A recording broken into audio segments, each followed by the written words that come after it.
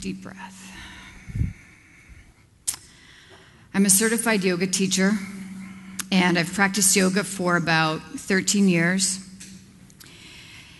And I'm also a co-developer. I'm co-developer of The Power of Transformation, a yoga project that between myself, the Win-Win Institute, and the Yoga on High Foundation are developing specifically for the men here at Marion. And I'll get into that a bit later about the healing, and I would just like you to close your eyes. I'd like you to place your right hand on your heart, left hand on your belly. Follow me just for the next few seconds. Inhale deeply, slowly, and as you inhale, fill the belly, fill the lungs, straight spine, pause. Slowly exhale, keeping the length to the spine. Press rib cage gently together, lungs together, belly in. Inhale, lengthen again, shoulders up away from the hips and back. Exhale, slowly press everything out, emptying the lungs, belly button towards the spine.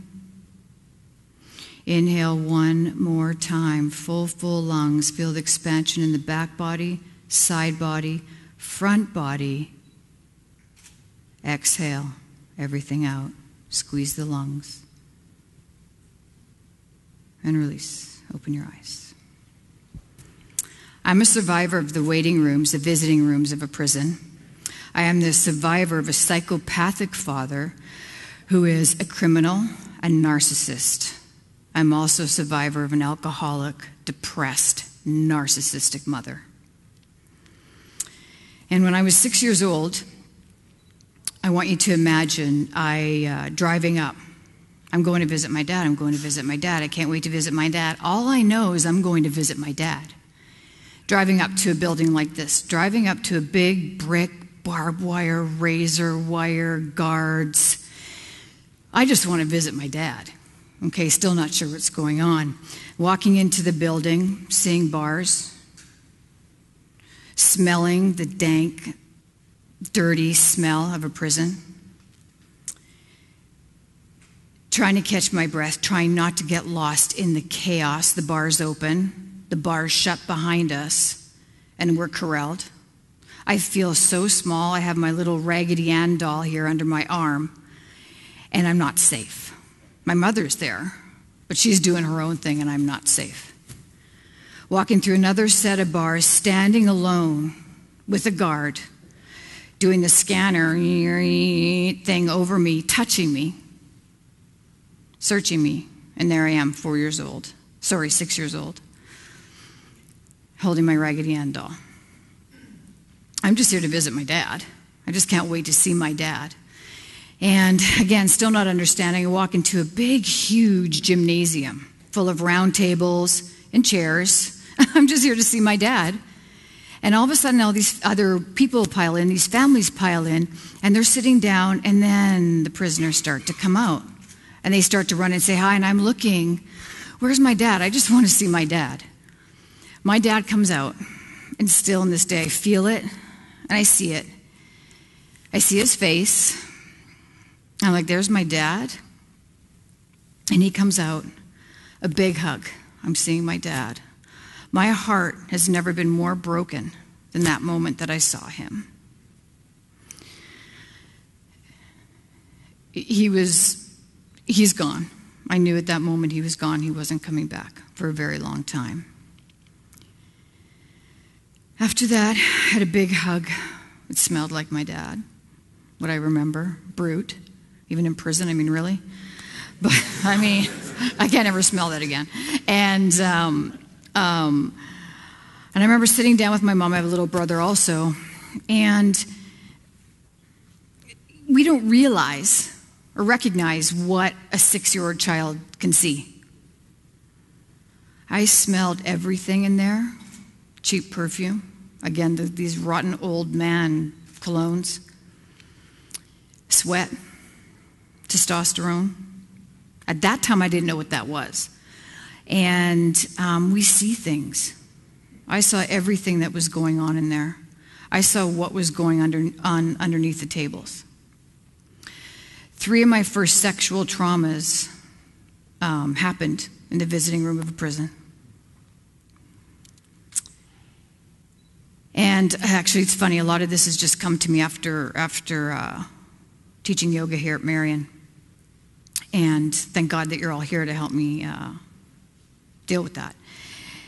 And I remember my mom and my dad talking. You know, they have all this legal stuff and people to talk about and how he didn't do it stuff, always. And I just remember hearing things that were inappropriate that wasn't meant for me, that I wasn't supposed to hear. And right now I feel this in my heart. I feel alone.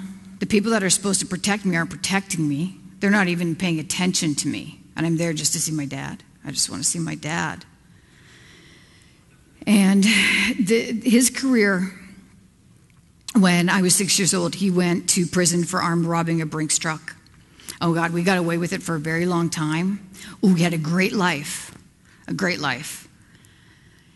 And until he went to prison. So that was the start of what I remember of his crimes. It ended probably a few years ago with rape. I don't know if he's in prison. I don't know if he's still alive, but I know that is, to my knowledge, the last crime he committed.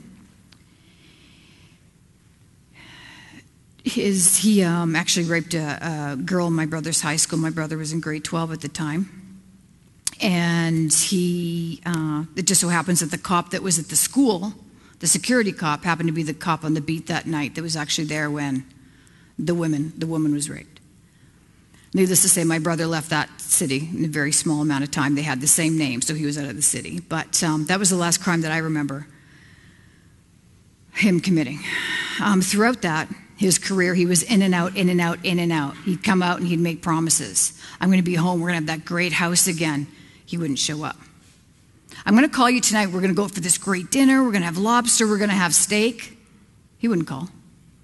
I'm going to buy you that leather jacket that you want and those jeans that you want. I'll be right back. There was no right back.